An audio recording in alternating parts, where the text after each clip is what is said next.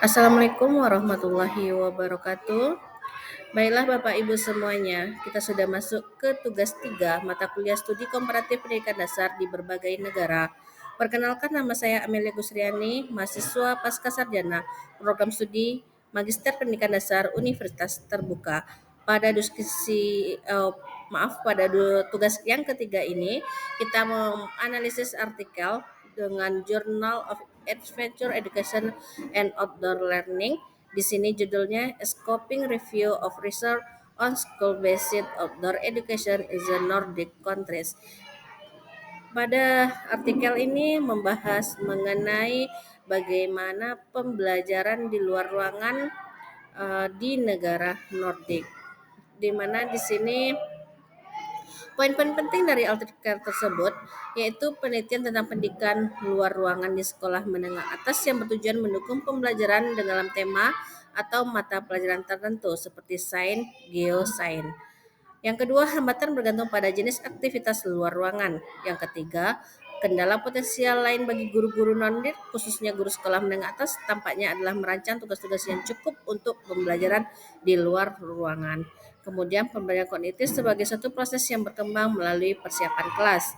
Yang kelima, aktivitas luar ruangan dan pekerjaan tindak lanjut di kelas tampaknya diperlukan di negara-negara Nordik maupun di tingkat internasional. Keenam, pendidikan di negara-negara Nordik sangat terdigitalisasi, yang berarti bahwa siswa memiliki akses ke perangkat digital selama hari sekolah. Kemudian pendidikan luar ruang dilakukan oleh pendidik selain guru sekolah seperti pemandu alam, peneliti pendidikan, pendidik museum, dan pakar pendidikan luar ruang lainnya. Implementasi outdoor education sesuai artikel yang terjadi di Indonesia umumnya dan di tempat saya mengajar khususnya, yaitu adanya implementasi yang sangat bervariasi tergantung pada visi sekolah, kurikulum, sumber daya, dan kreativitas guru. Beberapa sekolah mengintegrasikannya secara rutin dalam kegiatan belajar mengajar, sementara yang lain menerapkannya dalam bentuk kegiatan ekstrakurikuler, studi lapangan, atau program khusus.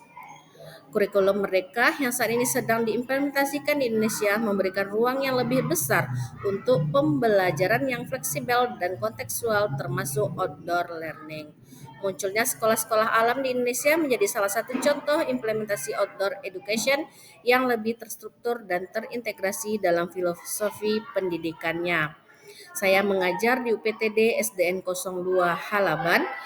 Itu kegiatan-kegiatan outdoor education atau pendekatan yang pembelajaran di luar ruangan yang sudah kami laksanakan. Selain dalam kegiatan proses pembelajaran dan ekstrakurikuler, kita lihat di sini yang pertama ini adalah kami memanfaatkan alam sekitar untuk pembelajaran memahami mana yang bukit, mana yang gunung. Jadi kami mendaki ke bukit, kemudian tentang aktivitas air, kami langsung pergi ke kolam renang.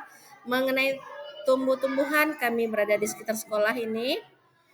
Bagaimana melihat mana tumbuhan hijau, jenis-jenis tumbuhan, seperti ini. Kemudian ada juga kita melakukan wisata edukasi itu ke daerah Pagaruyung, daerah di sana ada museum sehingga anak-anak bisa belajar di sana bagaimana budaya alam Minangkabau pada zaman dahulunya dan juga bagaimana pakaian-pakaian tradisional, makanan tradisional ada di Museum Pagaruyung ini. Kemudian kita juga melakukan market day, berarti di luar ruangan juga ada 6 kelompok itu kalau tahun ini kelas 5.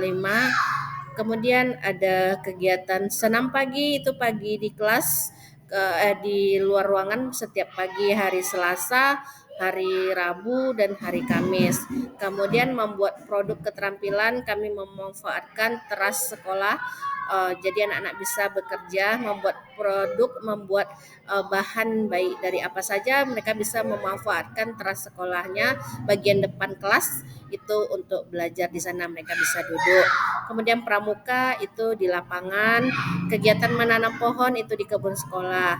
Kami juga memiliki kebun sekolah yang lumayan dapat dimanfaatkan untuk proses outdoor education-nya, yaitu kami menanam pohon-pohon yang besar dan pohon buah dan juga kami menanam pohon jagung.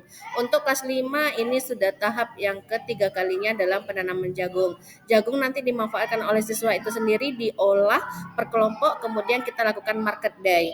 Jadi market day-nya temanya adalah makanan dan bahan-bahan dari jagung, bahan bakunya jagung. Yang sudah kami laksanakan itu ada banyak hasilnya, ada perkedel jagung, ada puding jagung, bubur jagung. Jadi semuanya itu kami jual di kelas, jadi anak di sekolah, di halaman kelas sekolah, sehingga yang belanjanya itu kelas 1 sampai kelas 4. Kemudian belajar di lapangan, dan juga yang tidak kalah penting itu sekali seminggu setiap hari Kamis itu namanya ke Minangkabauan atau Sehari Seminang, mulai dari berpakaian, pakaian Minang, kemudian bagaimana penampilan dari tari-tarian Minang, kemudian kesenian Minangkabau, sampai permainan Minangkabau, semuanya kami laksanakan di outdoor. Jadi di luar ruangan semuanya kami laksanakan. Inilah pengalaman saya di UPTD SDN 02 Halaban sesuai dengan artikel yang kita bahas pada tugas 3 ini. Terima kasih atas perhatiannya. Assalamualaikum warahmatullahi wabarakatuh.